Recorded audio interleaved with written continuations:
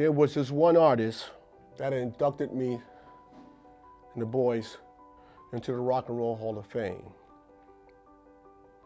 I was quite surprised that he knew this terminology, this technology called the seamless loop.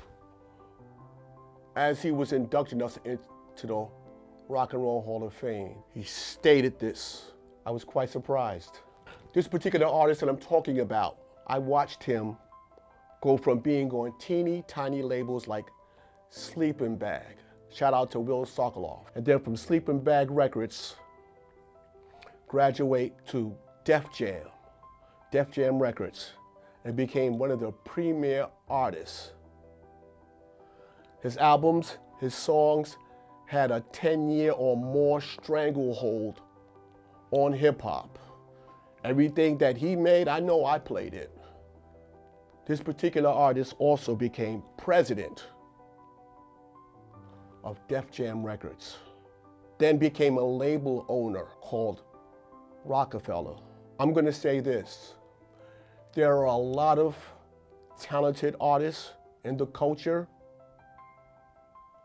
but this gentleman that I'm speaking about right now is probably one of the most smartest, and one of the most brilliant, as well as talented artists in the culture today. I'm talking about Mr. Sean Carter, talking about Jay-Z. The next artist I want to talk about, this particular gentleman, and I'm going to talk producer term here, but you'll be able to go on YouTube to define the words that I'm talking about here. This particular artist, his delivery of his raps on this seamless loop is almost computerized perfect. His words were almost quantized, whether he was talking slow or talking extremely fast. His delivery was probably one of the best on the planet. I'm talking about Eminem. This next person I want to talk about, he comes from New York.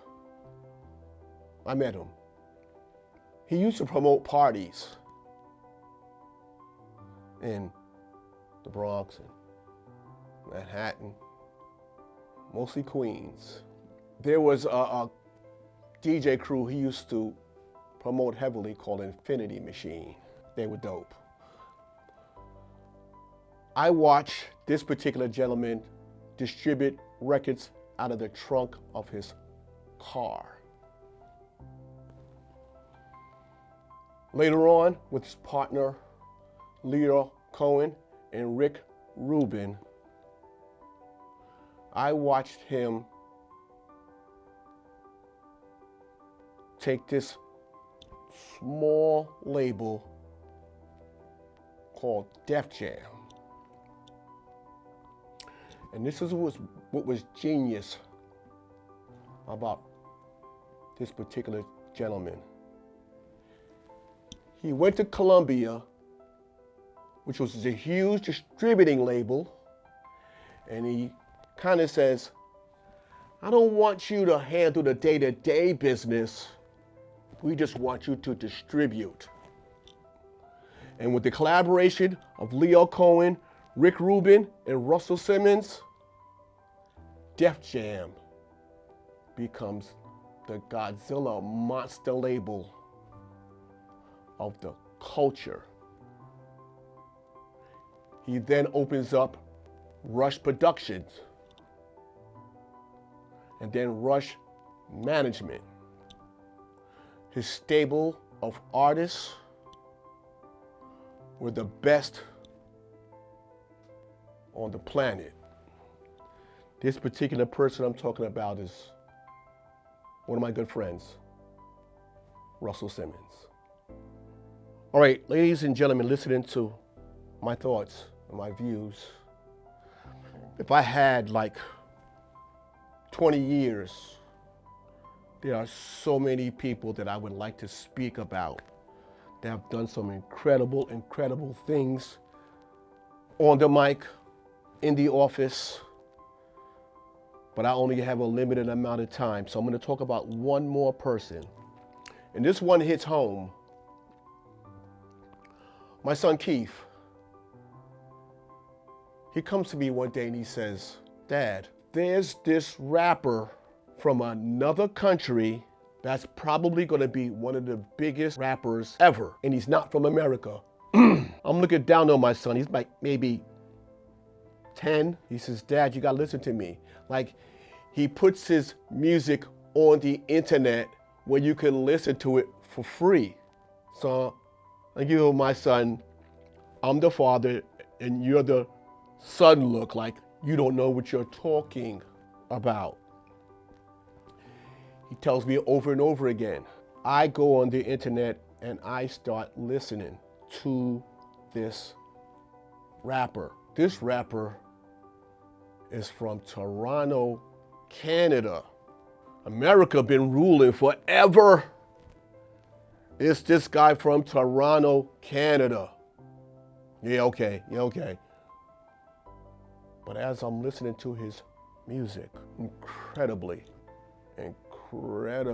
talented. Then he gets the record deal. What I respect most about this particular artist is his thinking on the track that he wants to rap on. Sometimes trap, sometimes boom bap, sometimes disco, sometimes Afrobeat. If I were to pick one artist that thought like I think as a DJ, cutting up different pop, rock, jazz, blues, funk, disco, R&B, alternative, Caribbean, Latin, changing the beat all the time, keeping it on time, I would have to give this to Drake. 1 minute he's rhyming on an Afro beat. Next minute he's rhyming on a boom bap. Next minute he's rhyming on a trap beat. He is undisputedly a genius. Not afraid to put his raps on different styles of beats. In my opinion, that is the way this thing was developed 50 years ago, and he wasn't even born. And for him to do that now, it's amazing.